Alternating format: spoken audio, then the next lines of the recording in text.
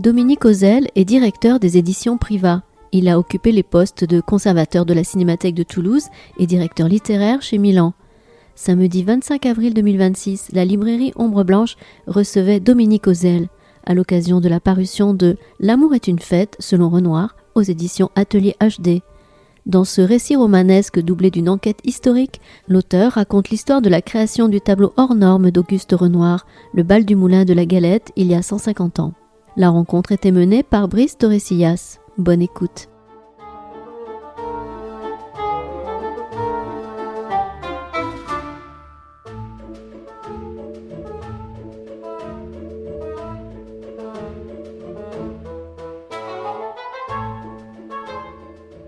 Bonjour à toutes et bonjour à tous, ravi au nom de la librairie Ombre Blanche d'accueillir Dominique Ozel. Dominique Ozel, vous le connaissez, directeur de la maison d'édition Priva, natif de Marcillac en Aveyron. Il a créé à 15 ans un ciné-club, il a été 4 ans conservateur de la Cinémathèque de Toulouse. Durant 21 ans, directeur littéraire chez Milan, il est titulaire d'un doctorat d'études cinématographiques. Il a enseigné l'histoire du cinéma à l'Université de Montréal et à l'Université de Toulouse Jean Jaurès et auteur de nombreux ouvrages sur l'histoire et l'esthétique du cinéma. Est-ce que j'en cite quelques-uns? Un siècle de cinéma, 100 ans de rêve, le cinéma, autour de Farbic de Georges Rouquier, paroles de François Truffaut. Le cinéma, ça c'est encore, toujours aux éditions Milan. Il y a eu deux éditions, c'est ça? Oui, c'est ça. 2000 et 2013. Et puis le précédent dans la même collection que l'ouvrage dont nous allons parler, Ouvrier artisan du beau, qui était dédié à Caillebotte, aux ateliers Henri Dougier. Et donc aujourd'hui, on va parler plus particulièrement de L'amour est une fête. Et ce n'est plus Caillebotte, même si on verra qu'ils sont liés. Il est dédié celui-ci à Renoir, le roman d'un chef-d'œuvre. Et Dominique, donc, merci d'être là.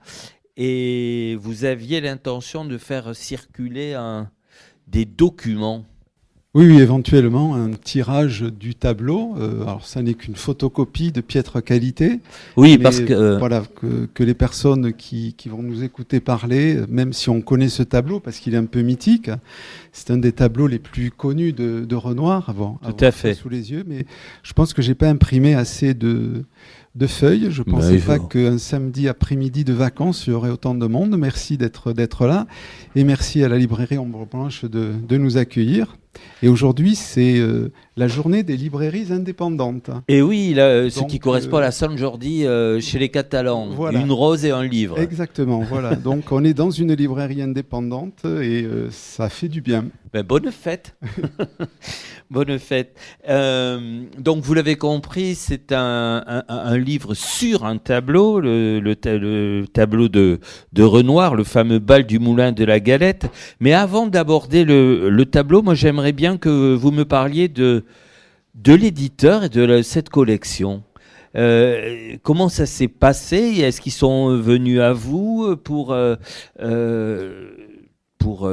Caillebotte, et puis je voulais en parler parce que leurs ouvrages sont particulièrement soignés. L'éditeur que vous êtes, ça doit le toucher. Alors c'est une collection qui s'appelle Le roman d'un chef-d'œuvre, qui a été créée par Henri Dougier.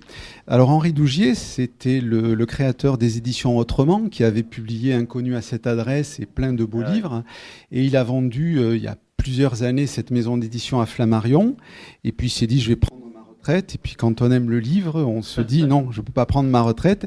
Et il a créé cette maison d'édition qui s'appelle les Ateliers Henri Dougier. Et il a créé plusieurs collections, dont cette collection.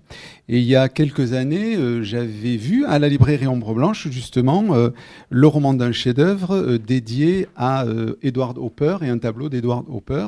J'ai adoré, évidemment, le traitement de cette toile, parce qu'on est dans de la fiction, mais on est aussi dans une découverte du tableau, sa genèse, pourquoi le peintre a peint ceci ou cela, la réception aussi lorsque le tableau est présenté. Et le lendemain, après l'avoir lu, je lui envoie un mail et je lui dis voilà, j'aime beaucoup votre collection, je suis éditeur et il y a 2 tableaux qui m'intéresseraient, ou du moins 2 peintres, Rosa Bonheur et Gustave Caillebotte. Et donc Rosa Bonheur, je lui proposais 2 ou 3 tableaux de Rosa Bonheur parce que ce sont souvent des animaux, il n'y avait pas un tableau précis. Et j'avais proposé Les Raboteurs de Parquet de Gustave Caillebotte, qui est un tableau que j'avais découvert lorsque j'avais 12 ans avec mon grand-père à Paris. C'est un tableau qui m'avait impressionné. Déjà, le titre était assez singulier, Les Raboteurs de Parquet, et ce tableau m'avait impressionné. Et je crois que 30 minutes après, il me renvoie un mail en me disant on se voit à Paris et on va faire Les Raboteurs de Parquet. Ah, voilà. C'est génial. Et il se trouve j'ai mis beaucoup de temps pour l'écrire, 1 an et demi. Et puis, il m'appelle un jour en me disant « Mais quand est-ce que vous me rendez votre texte ?» Je dis « Ça arrive. » Il me dit « Parce qu'il va y avoir une grande rétrospective à Orsay de Gustave Caillebotte. » Et alors là, évidemment, j'ai accéléré un petit peu l'écriture. Et c'est le même cas pour Renoir. Voilà. Et alors, comme Caillebotte a assez bien fonctionné en librairie, lorsqu'on a su qu'il y avait cette grande rétrospective Renoir au musée d'Orsay, rétrospective pour les 40 ans du musée d'Orsay et aussi pour l'anniversaire de ce tableau. Donc on s'est dit, ça serait bien de sortir quelque chose. Et j'ai su que ce tableau serait dans la rétrospective. Alors c'est un tableau qui appartient aux collections du musée d'Orsay, mais qu'il ferait partie de l'exposition, qui est une exposition organisée par un musée américain et un musée anglais. Et voilà, quand j'ai su qu'il y avait ce tableau... Mais rassurez-moi, parce que Caillebotte, c'est vous qui l'avez proposé. Et puis là, vous sautez sur l'occasion, mais pour autant, vous aimiez ce tableau. J'aimais beaucoup ce tableau, et peut-être qu'on va en parler. Il y a un lien évident entre Gustave Caillebotte et Auguste Renoir. Donc, j'ai l'impression que j'ai écrit un peu la suite de Artisan, ouvrier du beau avec L'amour est une fête. Voilà. Et donc cette exposition, elle a démarré à Orsay il y a quelques semaines, il y a même un peu plus d'1 mois, jusqu'à fin mi-juillet. C'est un succès fou, quoi. On ne peut pas réserver avant 6 semaines là actuellement pour pouvoir viser cette expo. Vous aurez un passe-droit, j'espère. Non, je la verrai en juin parce que j'ai pas pu avoir des places pour le week-end dernier. Et juste un détail, c'est une exposition donc consacrée à Renoir, L'amour est une fête. Et il y a une 2e exposition au musée d'Orsay sur Renoir dessinateur. Et là, c'est les pastels, les fusains, etc. Et Cocorico, l'affiche de cette exposition, elle reprend un pastel de la Fondation Bemberg qui a prêté un pastel pour cette exposition. On a 2 expositions autour de Renoir et c'est très intéressant parce que cette exposition sur les pastels, elle montre combien Renoir était un très bon dessinateur et c'est, je trouve, un petit peu l'antichambre de la création de ces tableaux, de voir quel personnage il était dans sa dextérité pour dessiner, et ça n'est pas que des couleurs et de l'impressionnisme. On va y revenir. C'est Beaumarchais, je crois, qui disait en France tout finit par des chansons. Votre livre, il commence par une chanson. Oui, chanson. Alors une chanson qui ne date pas de l'époque de Renoir, puisque c'est une chanson de 1946, mais c'est une chanson interprétée par Lucienne de Lille, et c'est le bal du Moulin de la Galette. Et c'est vrai qu'en écrivant le livre, parfois, pour démarrer le matin tôt, je mettais cette chanson. Et vous connaissiez ou que vous avez découverte en faisant le livre ? Je la connaissais, oui. La connaissais vaguement, mais j'ai acheté une compilation de chansons sur les guinguettes. Et voilà, et pour me booster le matin, voilà. Ah non, quelqu'un serait arrivé, aurait dit celui-là, il est d'un autre siècle, c'est pas possible, voilà. Alors c'était un DVD, mais on a l'impression que c'était un gramophone qui jouait ça parce que ce sont de très vieux enregistrements. Et voilà, et ça m'a amusé de reproduire les textes de cette chanson parce que évidemment les créateurs de cette chanson, je pense, se sont inspirés du tableau. Ça me semble un peu évident. Mais, alors plongeons justement le fameux moulin de la Galette, parce qu'on découvre au-delà du tableau le modèle, c'est-à-dire le moulin de la Galette lui-même, qui était fréquenté par une population complètement hétérogène. Ah, complètement hétérogène. Il y avait beaucoup d'artistes, il y avait des personnes qui habitaient évidemment dans les lieux, des bonnes, il y avait beaucoup d'artistes aussi. Il y avait aussi, alors c'était pas vraiment de la prostitution, mais il y avait quand même des des dames qui venaient là pour essayer de compter fleurette avec quelqu'un. Et c'était un lieu qui, au départ, c'était des moulins, évidemment, farine, etc. Ouais. Et puis avec le temps, les propriétaires de 2 moulins ont décidé de dédier ces lieux à du festif, on dirait du café-concert. On est en quelle année là ? Alors là, on est en 1850 à peu près, voilà, et ça perdure évidemment jusqu'en 1876, année où Renoir donc peint ce tableau. Et Moulin de la Galette, parce qu'on mangeait de la galette, on mangeait des galettes, on buvait du sirop de grenadine, du vin de Montmartre, évidemment, et aussi on buvait du lait, voilà, diverses choses. Et puis il y avait un orchestre, évidemment, alors de piètre qualité, d'après les recherches que j'ai fait, c'était vraiment de la musique avec plein de canards, etc. Mais c'était pas grave parce que la musique, elle était aussi dans les lieux, les gens parlaient, papotaient. Mais ça rassemblait vraiment beaucoup de monde ? Ah oui, il y avait énormément de monde. C'était le dimanche, voilà. Et évidemment, l'été, le bal se prolongeait jusqu'à minuit. Et donc, dans la cour, voilà, les gens dansaient, s'amusaient et discuter. Et c'était à la fois de l'amitié, de l'amour, de la joie, alors qu'à quelques centaines de mètres, il y avait des tombes dans lesquelles étaient des personnes qui avaient été tuées durant la Commune.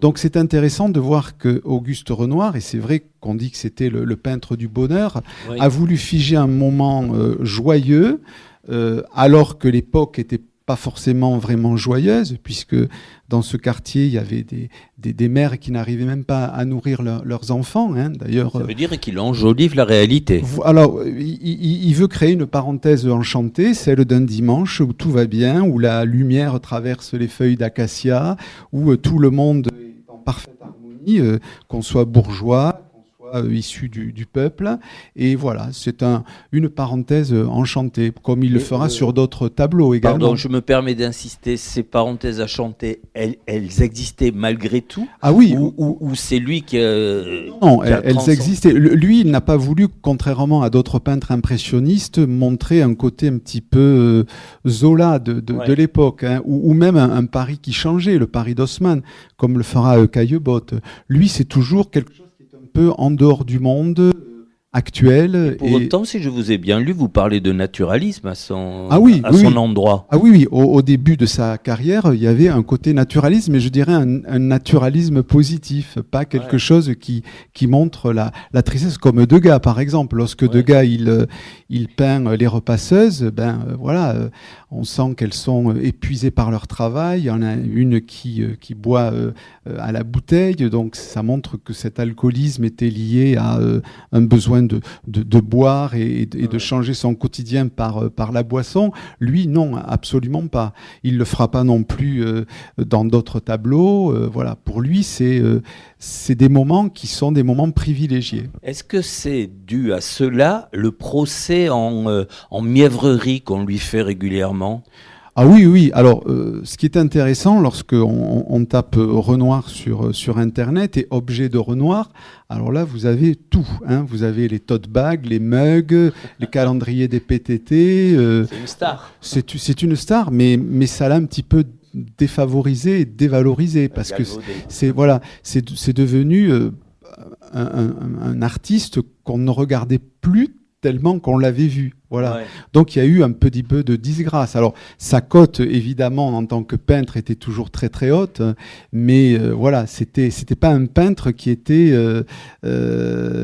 uniquement qui faisait l'objet de publications. Et d'ailleurs, j'ai été étonné quand j'ai commencé de travailler sur Renoir, il n'y avait pas énormément de livres sur Renoir. Alors si, quelques monographies intéressantes, mais il y avait plus de livres disponibles sur Caillebotte que sur Renoir. Comme si il semblait que les éditeurs se disaient on a tout fait sur Renoir et il n'y a plus rien à faire. Oui, ça m'a beaucoup étonné, ça. Mais creusons quand même cet aspect-là. C'est vrai que j'ai lu plusieurs fois sous diverses plumes que Renoir c'était un peu gnangnan, un peu un peu mièvre.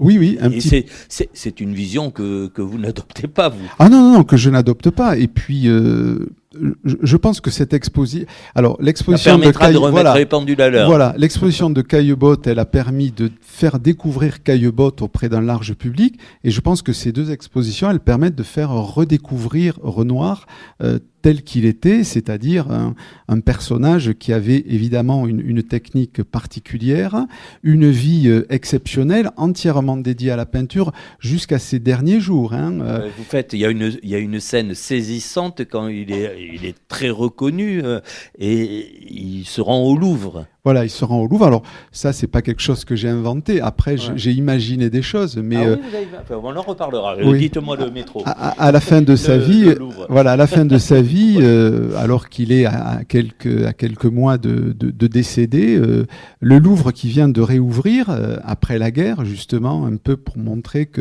pour se reconstruire après un tel conflit, l'art peut participer à cette reconstruction.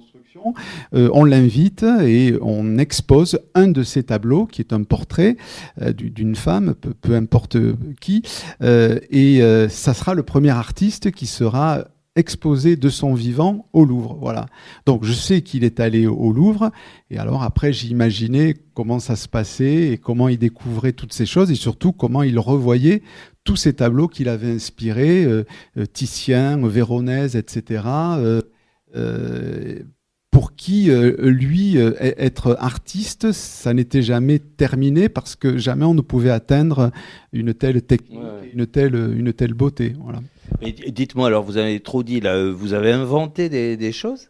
Alors non, j'ai inventé le parcours qu'il fait dans le musée, la façon dont on l'accueille. Les détails, oui. Des détails, voilà. Oui. Et puis, d'emblée, d'ailleurs, j'ai commencé à écrire le roman par cette dernière partie, le fait qu'il est dans une calèche, voilà, qu'il amène, et comme il est perclus de rhumatisme, il a une polyarthrite déformante, et voilà, chaque chaos, si vous voulez, du véhicule dans lequel il est, lui crée des douleurs, mais lui, il sait qu'il va au Louvre retrouver tous ces tableaux qui l'ont tant inspiré, et dans sa poche, il a pris un pinceau, quelques couleurs, il sait qu'il ne les utilisera pas, mais il veut revenir un petit peu comme il était lorsqu'il était jeune. Voilà, la boucle est bouclée. Ouais. Racontez-nous alors comment il s'est fabriqué, enfin c'est un vilain mot fabriqué, mais comment il s'est réalisé ce tableau. Déjà les dimensions, c'est un grand tableau. C'est un tableau de très grand format, oui. Voilà, qui a posé problème précisément pour cela dans sa réalisation. Alors dans sa réalisation, déjà dans sa conception, parce que Renoir allait au Moulin de la Galette de temps en temps. Il avait fait une esquisse de ce tableau, et puis il se dit, enfin, on lui propose de faire un tableau très académique, mais sur un sujet actuel. Et c'est un petit peu ça qui l'a motivé. Voilà.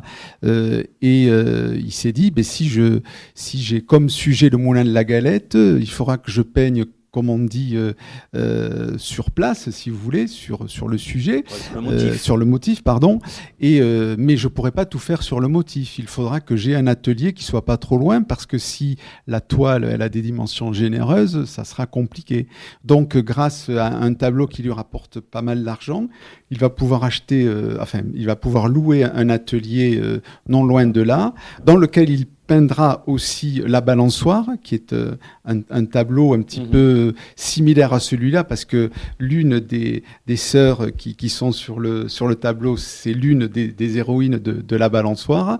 Et donc, il ira de temps en temps le dimanche travailler sur le motif, et puis il refera certaines choses dans son atelier. Seulement, il y a du vent, évidemment, dans le lieu, et donc ses amis peintres l'aident à porter ce tableau sur ce qu'on appelait à l'époque une voiture à bras, voilà, et le tableau apparemment s'envolait de temps en temps, il fallait le retenir, mais ça fait tout à fait rêver. Et il le terminera à la fin des années 76, vers le mois de octobre à peu près, et voilà, le tableau sera prêt pour être exposé l'année suivante. Alors la collection,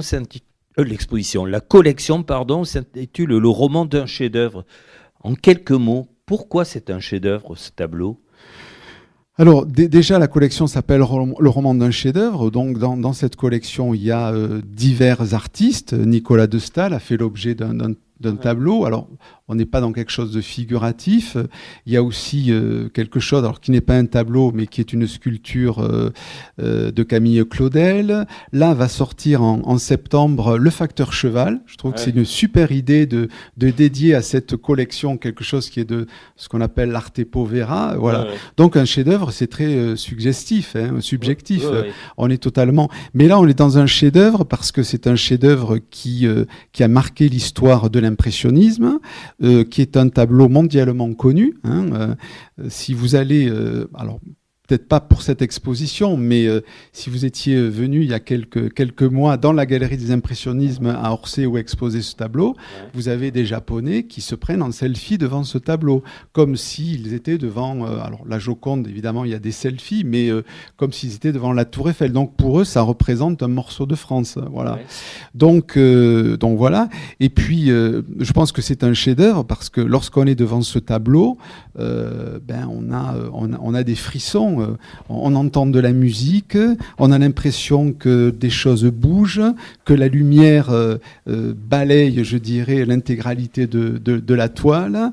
Notre regard, il est littéralement accaparé par la toile. On va à droite, à gauche. Enfin, c'est presque un petit film. Et je me dis que le fils d'Auguste Renoir, Jean Renoir, le grand réalisateur, c'est en germe, là. Voilà, il est en germe. Il a vu comment son père peignait. Alors, c'était à la fin de sa vie, mais il a senti aussi ce traitement, je dirais, d'une histoire ou d'un moment, mais qui en dit long, quoi. Parce que Auguste Renoir, vous avez dit, il a vraiment dédié toute sa vie à la peinture, mais en plus, il avait ce qu'on appelle le don, quoi. Il avait la grâce, il avait une virtuosité tout à fait particulière. Ah oui, il a réalisé plus de 4000 œuvres, donc c'est énorme. Il ne se passait pas un jour sans qu'il ne peigne. Et même à la fin de sa vie, à cause de sa polyarthrite, on lui attachait son pinceau dans la main avec des rubans et il peignait un peu comme font, vous savez, les artistes qui peignent de la main et de la bouche, des pieds. Voilà, je pense que, enfin, il aurait pu. Il y a un film de Sacha Guitry où il a pu filmer à la fin de sa vie Auguste Renoir et vraiment il a les doigts qui sont complètement difformés. Le pinceau pourrait aller de travers, mais il y a quand même une dextérité, et notamment sur ses baigneuses à la fin de sa vie, où il y a un travail sur le corps des femmes qui est extraordinaire. Et voilà, toute sa vie, il a peint, et même à la fin de sa vie, je pense qu'il imaginait qu'il était en train de peindre encore, puisque son médecin lui avait dit quelques jours avant de mourir, « Ah, j'ai tué 2 bécasses aujourd'hui ». Et apparemment, dans la nuit, il a rêvé qu'il peignait 2 bécasses, et on l'entendait délirer, mais pousser ces 2 bécasses, je les vois pas bien pour les voilà. Et ça a été rapporté par son fils. Ouais. Donc même à la toute fin de sa vie, il avait ce besoin de peindre. Alors là, c'était une nature morte, mais ça caractérise ce personnage très attachant en plus, et qui avait commencé puisqu'il était né à Limoges. Vous voulez dire par là sympathique, chaleureux? Oui, sympathique. Alors avec des moments un petit peu trouble. Sa première compagne, il n'a pas reconnu les enfants. Oui, voilà, j'ai lu ça. Voilà, mais ça, je dirais que j'ai voulu l'écarter parce que c'était pas l'objet du tableau. Oui, j'en parle, mais voilà, c'était pas l'objet. Mais je pense que c'est quelqu'un qui était né à Limoges. Il a travaillé sur la décoration de porcelaine. Et puis les parents étaient un petit peu dans la misère. Ils sont venus à Paris. Après, il s'est mis à peindre des éventails. Et puis bon, il a travaillé. Il est allé aux Beaux-Arts et il a appris aussi tout cela. Donc c'est quelqu'un aussi qui a un parcours, je trouve, très, très intéressant et qui a toujours été fidèle à ses modèles. Et ces modèles n'étaient jamais des modèles professionnels.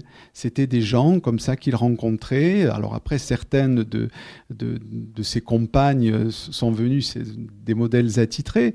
Mais voilà, c'était l'amitié ou l'amour. Voilà, oui. Ouais. C'était par amitié et par amour qu'il faisait poser des gens qu'il aimait. Mais on va reparler de ça, des modèles, on reparlera de Caillebotte, mais ce serait bien qu'on ait un petit extrait dans l'oreille.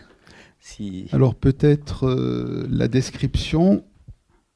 Alors donc j'imagine que Auguste Renoir est arrivé au bal du Moulin de la Galette, sachant qu'il allait faire ce tableau, donc il a déjà des esquisses, et voilà. Et Rivière, c'est un de ses meilleurs amis, et d'ailleurs ça sera aussi son biographe. L'après-midi, aidé par son ami Rivière, il gagne le moulin avec sa toile. Même si les marchands de couleurs mettent désormais à la disposition des peintres un matériel léger et portable, le déplacement, bien qu'assez court, ne se passe pas sans encombre en raison des dimensions de la toile. Lorsque le vent se lève, elle menace de s'envoler, comme un cerf-volant, par-dessus la butte. Dans la cour du bal, Renoir s'installe debout sur un escalier en vue plongeante, placé de biais par rapport aux tables et à la piste. Cette position lui permet d'être à la fois proche de la scène et avec une vision en hauteur, tel un spectateur placé dans une loge de théâtre. Il scande de façon contradictoire. « Vivez, amusez-vous que je saisisse l'éphémère, mais ne bougez pas trop vite tout de même. » Afin d'attraper de tels instants, il circule, gesticule sans cesse, pinceau tendu. Parfois, il s'agenouille pour trouver un nouvel angle de vue, puis revient sur un visage pour corriger une touche de lumière. Mais qui sont celles et ceux que Renoir est en train de peindre ? Au premier plan, de dos et assis à la table, le coude sur le dossier de sa chaise, on découvre le peintre Franc Lamy. À sa droite, le journaliste et critique d'art Georges Rivière, coiffé d'un canotier, stylo à la main devant sa grenadine à l'eau. Il écoute ses amis, observe et prend des notes qui lui seront certainement précieuses pour nourrir la biographie qu'il consacrera à Renoir presque 45 ans plus tard. Attablé à ses côtés, le peintre Norbert Gottenet, coiffé d'un haut de forme, fume la pipe. À gauche, dans la partie basse du tableau, deux enfants semblent totalement se moquer de leur présence. Au centre de la composition, et comme en majesté, les sœurs Samary, qui se ressemblent comme deux gouttes d'eau. Estelle est accoudée au dossier du banc dans une robe qui irradie la lumière. Debout derrière elle, son aînée, Jeanne, qui l'entoure de son bras et pose sa main sur son épaule. Renoir évoquait ainsi cette dernière. La fille était gracieuse, des mains adorables, le bout des doigts un peu gonflé par les piqûres d'aiguille. Jeanne, qui a pourtant reçu l'aval de sa mère pour poser, n'est pas d'emblée partante pour être le modèle et s'obstine à dire non, même payer 10 francs la journée de pose. Renoir comprend vite la véritable raison de son obstination. Plusieurs fois par semaine, au lieu de se rendre à l'atelier de couture, comme le pense sa mère, elle rejoint son amoureux. Dès que le peintre apprend cette liaison, il s'engage aussitôt à, secrètement, lui accorder de nombreuses permissions. Il ne peut rien refuser à ce modèle idéal de son bal du Moulin de la Galette et de la Balançoire, tableau qu'il peindra presque simultanément. Yeux noirs, cheveux châtains, lèvres rouges et charnues, Jeanne incarne parfaitement l'idéal féminin de Renoir. Il peindra son portrait une douzaine de fois. Fin 1880, elle mettra néanmoins fin à leur relation artistique, préférant poser pour des peintres plus académiques, assurant ainsi son ascension sociale et professionnelle. Plus tard, elle deviendra l'une des comédiennes les plus acclamées de la fin du XIXe siècle et sociétaire de la Comédie Française en 1878. Elle mourra brutalement de la fièvre typhoïde en 1890. Parmi les danseurs, au deuxième plan, on remarque le journaliste Paul Lotte, ami de jeunesse de Renoir, le juriste Eugène-Pierre Lestringuez et les peintres Henri Gervex et Frédéric Samuel Corday. Sur la gauche du tableau, un couple de danseurs particulièrement mis en valeur semble interrompre une valse endiablée pour regarder le peintre et donc le spectateur. Lui, c'est Pedro Vidal de Solares y Cardena, un peintre cubain, à l'air un peu ahuri et à l'allure d'un Valentin le désossé.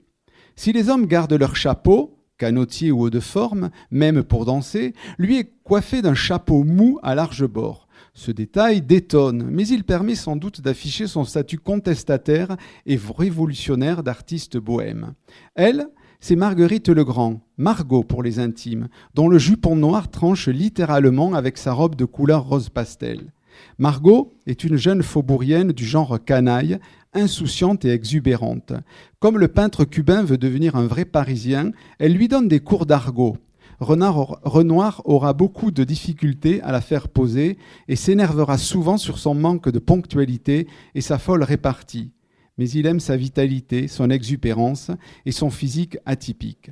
2 ans plus tard, Margot sera gravement atteinte du typhus et Renoir, l'une des rares personnes à s'occuper d'elle, lui permettra d'être soignée par ses amis médecins. À son décès, il paiera les funérailles de celle qui fut peut-être son amante. Au 3e plan, sur la partie gauche, un couple est assis sur un banc. La femme en robe bleue tourne le dos à son cavalier, étourdie par la danse ou par quelque contrariété. Sa main soutient sa tête, tandis que celle de l'homme vient se poser en réconfort sur son épaule. Au dernier plan, dans le renfoncement de l'estrade, l'orchestre est contenu dans un espace sombre. On distingue les musiciens à leur col ivoire et le chef d'orchestre de dos à ses cheveux blancs. Et là, je termine. Au tableau du bal, il manque l'une des plus fidèles habituées du moulin, qui fut aussi un modèle cher à Renoir qu'il peindra souvent, la jolie Angèle, petite Montmartroise de 18 ans. Pendant l'été de 1876, éternelle amoureuse, elle abandonne la butte pour vivre ailleurs une nouvelle relation. Renoir aurait sans nul doute aimé la peindre ici, mais qui sait s'il ne l'a pas cachée quelque part dans la foule. Vous écoutez une rencontre avec Dominique Ozel à la librairie Ombre Blanche, samedi 25 avril 2026, pour son livre « L'amour est une fête », selon Renoir, autour du tableau d'Auguste Renoir, Le bal du moulin de la Galette, en dialogue avec Brice Torresillas. Comment vous avez accumulé ce savoir? Et là, est-ce qu'il y a une part de fiction? Quand, par exemple, vous dites que tel modèle n'était pas un modèle justement de ponctualité, c'est votre esprit qui vagabonde, ou il y a des archives dans lesquelles il a d'une part consigné tous les gens qui ont posé pour lui, et d'autre part donné un peu des indications sur la façon dont il se comportait? Alors non, j'ai lu certaines choses sur certains des modèles et la jeunesse du tableau, et c'est vrai que son ami qui a écrit cette biographie donne des détails, mais qui parfois ont été contredits, parce qu'il a écrit cette biographie 40 ans plus tard, donc il y a des choses qui sont un petit peu fausses.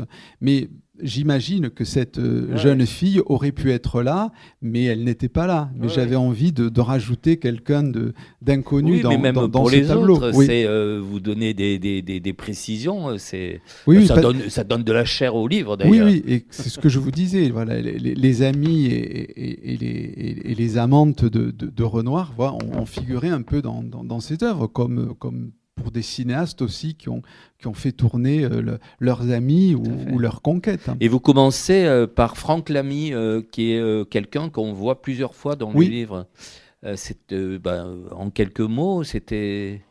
Alors c'était le bien nommé Lamy, mais... Comment ? Le bien nommé Lamy. Le bien Lamy, oui. Alors lui aussi, il y a des écrits qui sont intéressants.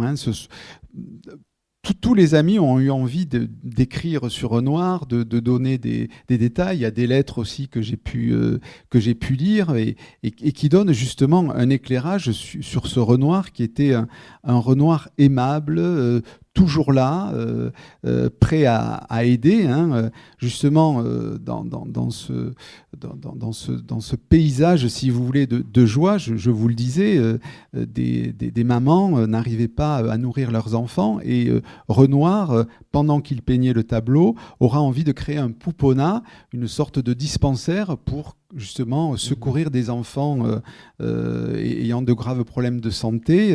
Bon, il n'arrivera pas à le monter.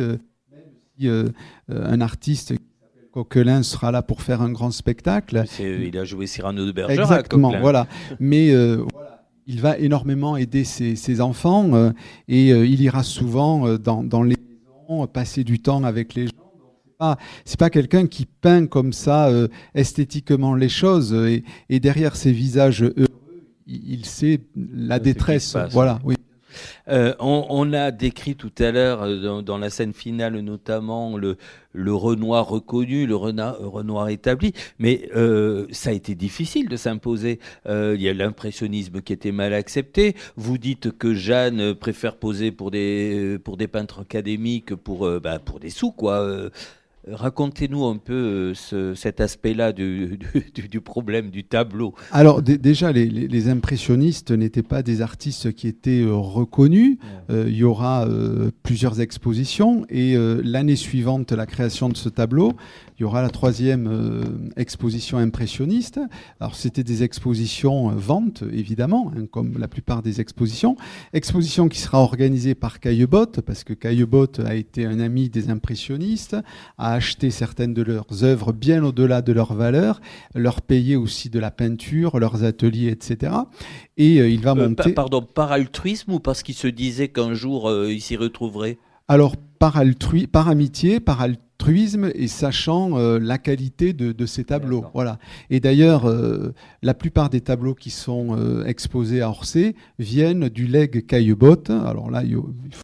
Donc un vous moment, parlez, oui. mais vous en parlez d'ailleurs. Voilà, mais c'est grâce à Caillebotte qui a pu acheter énormément de tableaux de ses amis qu'elles sont maintenant, enfin que ces œuvres ne sont pas seulement aux États-Unis, parce que les peintres impressionnistes ont énormément été achetés par des collectionneurs américains qui, eux, les achetaient, sachant le potentiel de ces œuvres pouvant atteindre des fortunes par la suite.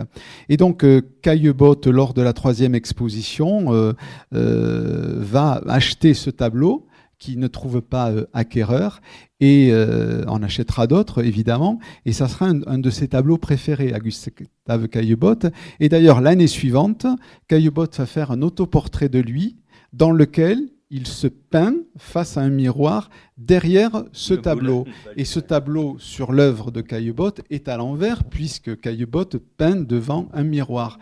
Et c'est comme pour se dire, ben voilà, j'ai ce tableau que j'aime derrière mon épaule. C'est un coup de main amitié là lorsque je peins et j'ai besoin de mes amis impressionnistes. Donc ce tableau, il est énormément lié.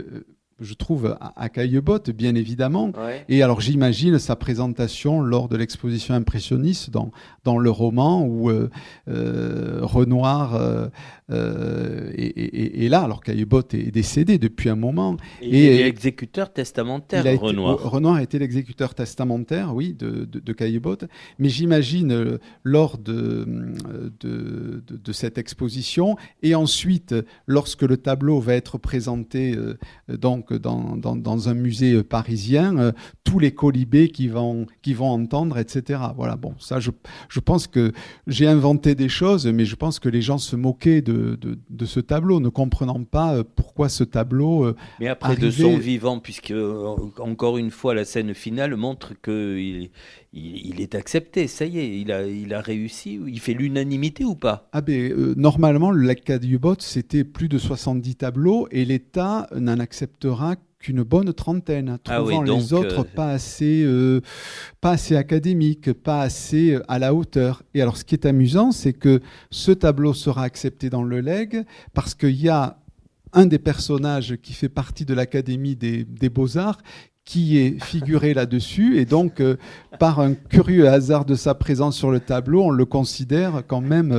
à la hauteur. Voilà. Mais c'est intéressant de voir que cette peinture, même, je dirais, au début des années, on va dire, en 1900, à peu près, n'était pas encore acceptée, si vous voulez, même plus de 30 ans après le début des impressionnistes. D'ailleurs, le terme impressionniste est né d'une moquerie. Péjoratif. Voilà, c'est péjoratif. C'était Impression Soleil Levant, ce tableau de Monet très célèbre. Et un critique a dit, mais il s'appelle Impression, il doit y avoir de l'impression là-dedans, et c'est devenu impressionniste. Et tout compte fait, c'est devenu un terme très positif. Mais comme un fauvisme, d'ailleurs. Exactement, tout à fait, oui. Donc c'était un mouvement un peu fragile, le mouvement impressionniste, et Renoir s'en écartera un petit peu après 10 ans à peu près la création de ça, pour aller vers des choses un petit peu plus structurées au niveau de la forme, avec un peu plus de détails, voilà. Mais... Est-ce que c'était un théoricien de son art? Est-ce qu'il a écrit justement sur sa démarche, sur justement, est-ce qu'on se retrouve dans l'école impressionniste, la raison pour laquelle je l'abandonne, ou il a écrit? Non, il a écrit assez peu de choses. Alors il y a des écrits de Renoir, mais c'était plutôt des citations, si vous voulez. Alors, il a écrit la préface de 2 ou 3 livres sur des peintres, mais sur lui-même, non, il n'a pas trop écrit. Voilà. Par contre, il y a eu des compilations de choses qu'il a pu dire ou écrire qui ont été rassemblées. Mais il n'a pas véritablement été un théoricien de l'art. Je pense que c'était plutôt un véritable praticien. Et à propos d'écriture et de regard critique, le livre s'achève par des regards croisés. C'est des gens comme Octave Mirbeau, des écrivains, des artistes ou autres qui s'expriment à propos de Renoir. Exactement. Alors, regards croisés, il y a des regards croisés de Renoir. Je donne quelques citations. Ça, c'est propre à la collection. C'est dans la charte d'écriture. Déjà, il y a une longue chronologie aussi pour éviter de vouloir tout dire dans le roman et de ne rien oublier. Et il y a ces regards croisés qui, je trouve, sont intéressants et clairs. Alors, des regards croisés de l'époque et des regards croisés aujourd'hui. Alors, évidemment, lorsque j'ai écrit le livre, je n'avais pas le magnifique catalogue de l'exposition qui est sorti à la réunion des musées nationaux, où là, j'ai encore découvert d'autres choses, parce que c'est vrai que... Pour la réédition peut-être pour la réédition, mais cette exposition, elle a été organisée par Paul Perrin, qui est un des conservateurs de Orsay, et il se trouve que c'est un conservateur qui aime énormément Renoir, voilà, et qui avait cette mission, je crois, depuis longtemps, de redonner ses lettres de noblesse à Renoir. Et il y a des choses intéressantes aussi que l'on voit, justement, sur des esquisses, sur des lettres aussi, sur des mots, mais pour moi, ce qui a été le plus riche en termes, je dirais, d'inspiration, c'est la biographie que va lui consacrer Jean Renoir, son fils. Oui, voilà. Là, je trouve qu'il y a tout. Allons-y, parlez-y. Parce que c'est le regard d'un cinéaste, voilà, qui aurait pu faire un film documentaire sur son père. Alors, lorsqu'ils se rencontrent, enfin. C'est idiot ce que je vais dire, mais lorsqu'il se redécouvre, Renoir qui revient du front, qui est blessé à la jambe. Mettez les prénoms. Jean Renoir. Lorsque Jean Renoir revient du front, alors qu'il est blessé en 1915, il va revenir à Paris en convalescence à l'hôpital, et de temps en temps, il ira voir son père dans son appartement, et là, ils vont vraiment se reconnaître, apprendre à se connaître et à parler. Et c'est là que Jean Renoir va tout apprendre de son père. Alors évidemment, petit, il l'a vu peindre. D'ailleurs, Auguste Renoir a énormément peint son fils. Il y a des tableaux très connus de lui. Voilà, mais ils vont se parler. Et je trouve que c'est très intéressant, et je pense qu'il y aurait presque un court-métrage à faire là-dessus. C'est la rencontre de 2 handicapés, un qui revient de la guerre, qui souffre, qui boite, et le père qui est atteint de polyarthrite, qui est dans son fauteuil. Mais voilà, l'art va les réunir, et je trouve que c'est la rencontre entre la peinture et le cinéma. Alors, il est parti de campagne. Oui, alors Partie de campagne, voilà, c'est un film que Jean Renoir tournera en 1936. C'est un film qui sera tourné en plein Front populaire, que Jean Renoir ne pourra pas terminer pour diverses raisons, et dont notamment des problèmes météorologiques. Donc, d'emblée, lorsque j'ai pensé à ce film, je voyais Jean Renoir qui était déprimé sur le tournage. L'équipe technique était partie. Il a son scénario entre les mains. Il sait que son film est foutu, entre guillemets. Bon, il n'est qu'inachevé, puisqu'il sera monté 10 ans plus tard, et de façon à en donner, je dirais, ce qu'il aurait pu être si Renoir avait pu le terminer. Mais j'imaginais, voilà, Jean Renoir, désespéré, le scénario à la main, une photo du bal du Moulin de la Galette dans le scénario qui lui servait de marque-page, et repenser à son père. Et je trouve que ce qui est intéressant aussi, c'est lorsque Jean Renoir tourne Partie de campagne d'après une nouvelle de Maupassant, il ne l'inclut pas dans l'époque du Front populaire, etc. C'est vraiment voilà, un dimanche à la campagne, au bord de l'eau, 2 rencontres amoureuses. Voilà, c'est complètement hors du temps, un peu comme ce tableau aussi. Où Mais vous dites aussi qu'ils partagent le même tempérament. le père et le fils, quoi. Ah ben ils partagent le même tempérament, oui, oui. Et ils partageront aussi la même femme, puisque le dernier modèle de Auguste Renoir sera la première femme de Jean Renoir, dans laquelle il la fera tourner, Catherine Essling, dans pas mal de films aussi. Donc il y a même cette transmission, vous voyez, qui je trouve assez étonnante. Voilà. Et donc Jean Renoir publiera Auguste Renoir, mon père. On sait le regard qu'Auguste posait sur le cinéma. Alors j'imagine que Renoir, Auguste, avait un regard un peu critique sur le cinéma, bien qu'il acceptera de tourner dans un documentaire de Sacha Guitry. Sacha Guitry va faire un film de montage, si vous voulez, avec des artistes comme Rodin. Alors c'est un film muet, mais bon, Sacha Guitry, lorsqu'il le présentait dans des salles parisiennes, le commentait. Et ensuite, ce film sera, lorsque le cinéma deviendra parlant, sera doublé par Sacha Guitry. Mais il a accepté de tourner quand même dans un film. Donc pour lui, le cinéma n'était pas quelque chose à mettre de côté, à bannir, voilà. Ouais. Mais je pense que, alors je l'ai fait dialoguer, où Auguste Renoir lui dit, oui, mais ton cinéma, il est en noir et blanc, quoi. Voilà. Donc, alors que lui, c'est le peintre de la couleur. Et Jean Renoir, quand même, va faire plusieurs films, et donc Le Déjeuner sur l'herbe aussi. Ouais. Et quand on regarde des photos du film Le Déjeuner sur l'herbe et le tableau de Renoir, Le Déjeuner sur l'herbe, voilà, on sent qu'il a voulu rendre hommage à son père. Voilà. Ouais. Donc jamais il n'aurait fait, je pense, il ne l'a pas fait d'ailleurs, un documentaire sur son père, mais il fallait passer par des mots et des souvenirs. Et voilà. Mais il a quand même mis 35 ans pour écrire cette biographie, qui est remarquable et qui est disponible en folio. Hein. D'accord, oui. C'est bien noté. J'ai cité Octave Mirbeau. Pourquoi ? Parce que ça m'a marqué. Il dit que dans l'œuvre de Renoir, il n'y a jamais un tableau triste. Oui. Et là, j'ai fait défiler ma maigre culture, ce que je connaissais. Je suis pas allé vérifier, mais donc on peut le croire sur parole. Il n'y a pas eu un tableau triste. Non, il n'y a aucun tableau triste. Non. C'est toujours, tout est idéalisé, tout est beau. Oui. C'est que ce soit Le Déjeuner des Canotiers aussi, qui est un tableau aussi un peu symétrique à celui-là. C'est le Traîné de la peinture un peu, même s'il y a une part d'ombre chez Traîné. Oui, c'est très juste ce que vous dites. Oui, il y a de la joie dans les tableaux d'Auguste Renoir et je pense que grâce à cette exposition, voilà, Renoir redevient le peintre. Alors, ce qui est intéressant aussi, c'est que la plupart des tableaux de Renoir sont aux États-Unis, achetés par des riches collectionneurs et des magnats du pétrole de l'époque. Et puis aussi, on les trouve dans des fondations privées, dans des collections privées.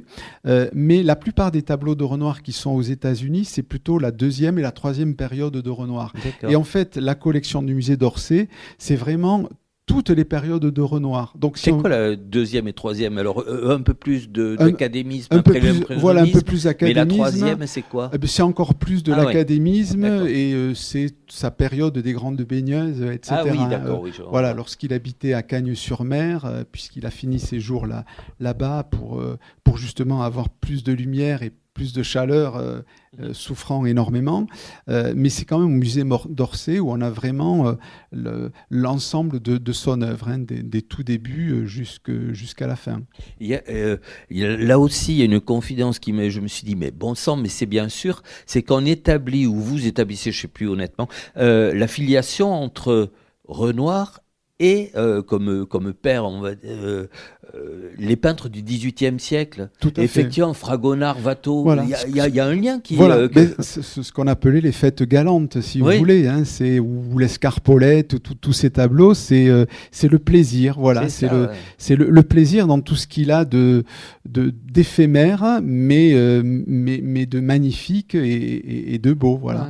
Ouais. Et c'est vrai que voilà, lorsqu'on voit les noces de Cana, Presque ça pourrait être des noces de Cana actuelles, avec ce plaisir, cette joie, et surtout ce tableau de grand format. Voilà. Parce qu'il a fait des tableaux de petit format, mais quand même celui-là... Et même celui-ci, il y a 2 versions ? Oui, il a fait une copie ensuite pour un collectionneur qui en voulait. Oui. Beaucoup de peintres faisaient ça aussi, mais d'un plus petit format. Oui. Et il est où le petit ? Collection privée. Collection privée. Oui. Avoir alors c'est le bal mérite du moulin de la galette chez soi. C'est le mérite de ces expositions. Même petit, c'est bien. Oui, mais Caillebotte a fait pareil pour les raboteurs de parquet. Ouais. Il a fait une autre version des raboteurs de parquet où ils ne sont plus 3 mais 2. Voilà. Et voilà, donc c'est voilà.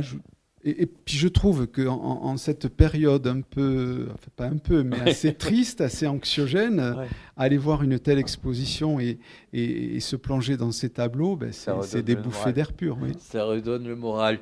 Vous êtes nombreux et nombreuses, on s'en réjouit, donc on va peut-être commencer les questions dès maintenant. Le micro est à votre disposition. Il vous suffit de me faire signe. Merci. Je voulais juste témoigner. J'ai eu la chance d'être à Paris la semaine dernière et de voir l'expo. Donc je vous confirme qu'il y a un monde de dingue et il vaut mieux y aller très tôt le matin. Et effectivement, je suis d'accord avec vous. Quand je suis sortie de là, c'est une expo qui fait du bien. Parce que c'est une expo très, très colorée. Mais c'est le plaisir, c'est les plaisirs éphémères, c'est la nature, c'est des couleurs. Moi, j'avais l'impression d'avoir tout vu de Renoir. Je suis allée, ok, il y a une expo Renoir, on y va, un peu blasé, mais quand même. Et là, ça a été waouh, avec des toiles de format assez conséquent, malgré tout, et pas des tout petits formats. Donc, je suis complètement d'accord avec ce que vous avez dit, et je suis ravie d'être là parce que j'ai l'impression de prolonger aussi cette expo et le plaisir. Et effectivement, mention spéciale pour la deuxième expo sur les dessins et sur les pastels, avec effectivement l'affiche dont vous parliez, qui est une expo où il y a un peu moins de monde que la première, mais qui est tout aussi intéressante, quoi. Voilà, donc merci beaucoup pour ce prolongement pour moi. Mais merci à vous. Et d'ailleurs, les 2 catalogues d'exposition qui sont en vente à la librairie sont vraiment magnifiques. Pour ceux qui n'auront pas la chance de voir l'exposition, qui va partir ensuite aux États-Unis et en Angleterre, puisque ce sont des expositions qui nécessitent évidemment des coproductions. Voilà. Donc le bal va quitter Orsay pendant 1 an, mais reviendra. Donc voilà, on le guette. Comme les raboteurs étaient partis pendant 1 an, ils sont revenus, heureusement. Je voulais savoir, qu'est-ce qui avait inspiré le titre de votre livre ? Est-ce que c'est en parallèle avec Paris est une fête d'Hemingway ? Quel a été votre... Oui, tout à fait. Oui. C'était un lien avec Hemingway et aussi le titre de l'exposition. Et là, c'est mon éditrice qui m'a dit, il faut qu'il y ait amour dans le titre. Parce que le premier titre, c'était... Pourquoi donc il lui fallait amour ? À cause de l'exposition. Voilà. D'accord. C'est un peu du marketing. Oui, moi, le premier titre que j'avais, c'était Danser, vivre et s'aimer selon Renoir. Ça ressemblait à une chanson, je trouve. Et elle m'a dit non, c'est l'amour que j'avais proposé aussi. Oui. Mais moi-même, je suis éditeur, donc je me suis tu et je me suis dit si on me contredisait, je ne serais pas content. Je voulais faire une remarque sur la peinture, proprement dite, de Renoir, la plus vibrante, la plus heureuse, parce que la plus vibrante dans ce tableau, c'est celle des 10 premières années, c'est-à-dire, donc, grosso modo, depuis la première exposition impressionniste, et même un peu avant, puis jusqu'à la fin des années 80, début des années 80. Il a travaillé avec Monet, il faut le dire. Oui, dès la fin des années 60, ils sont allés travailler ensemble et c'était une très bonne compagnie pour Renoir qu'un peintre aussi génial que Monet. Ils ont peint La Grenouillère. Les 2 tableaux se ressemblent beaucoup. Exactement. Et pendant 2-3 ans, ils ont fait des tableaux qui sont très très proches par la facture. Cette facture, c'est la plus vibrante. Et il n'y a pas de dessin. Si, il y a toujours du dessin. Mais quand Renoir, à un moment donné, s'est dit, je ne dessine plus assez, il est rentré dans sa 2e période. Et dans sa 2e période, il a commencé à délimiter. à délimiter les corps, à tracer des lignes. Et là, la vibration n'était plus la même. Elle était beaucoup plus réduite. Et on peut déjà parler d'un retour un peu à l'académisme, bien qu'il n'était pas du tout académiste. Mais ils avaient ce problème avec le dessin. Il voulait résoudre un problème avec le dessin. Tandis que Monet, lui, est parti complètement dans la vibration, jusqu'à faire des choses inouïes comme les nymphéas. Renoir, lui, il a fait marche arrière. Donc, moi, personnellement, ce que je préfère le plus, c'est ces 10 premières années de Renoir. Voilà.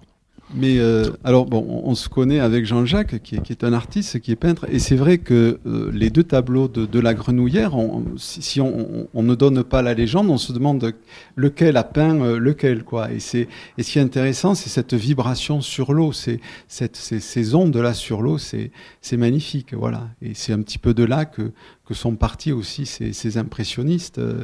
Et c'est fabuleux, oui.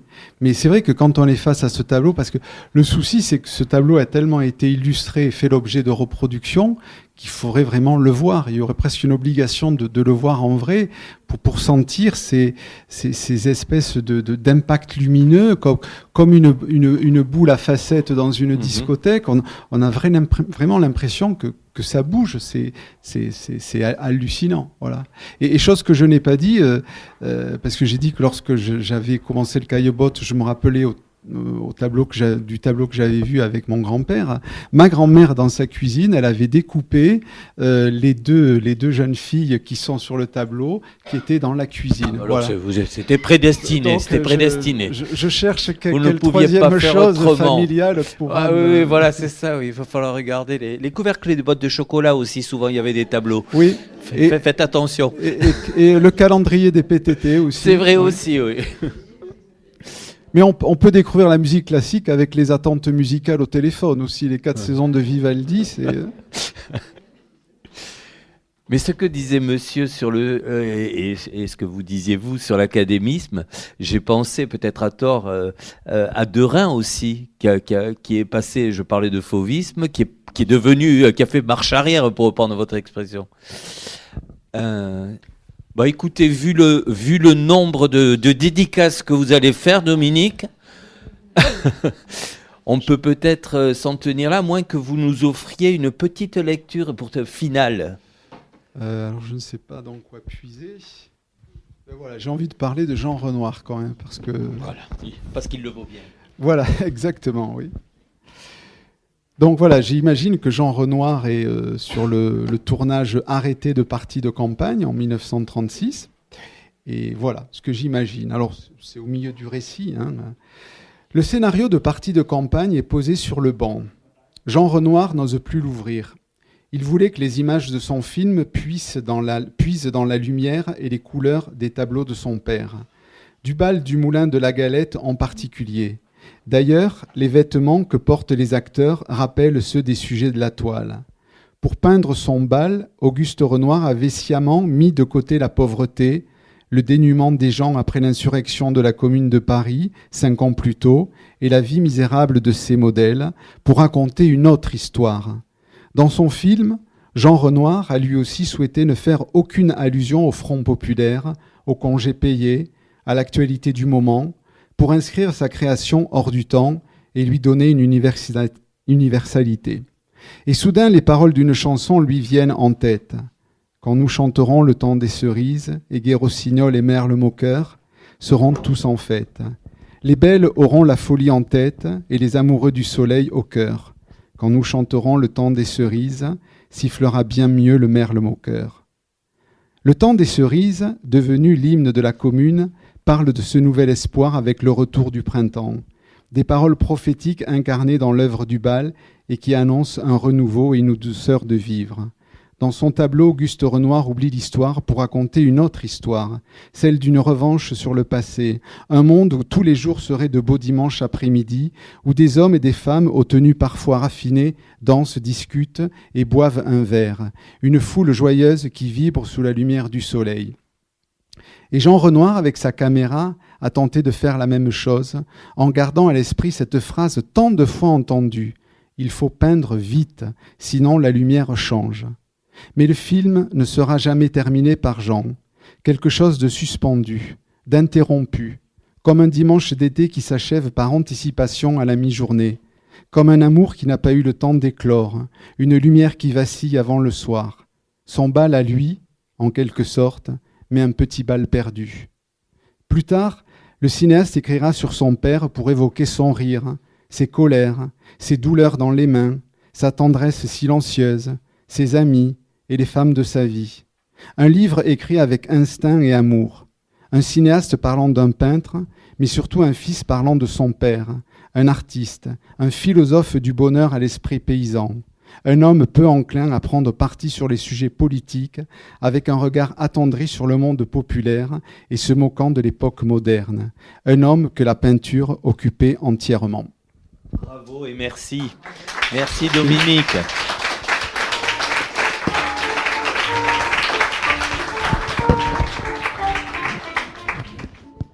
Vous avez pu écouter à l'instant une rencontre avec Dominique Ozel autour de son livre « L'amour est une fête » selon Renoir, publié aux éditions Atelier HD, enregistré à la librairie Ombre Blanche samedi 25 avril 2026 et réalisé mise en onde par Radio Radio en collaboration avec Radio Radio Plus et Radio Terre.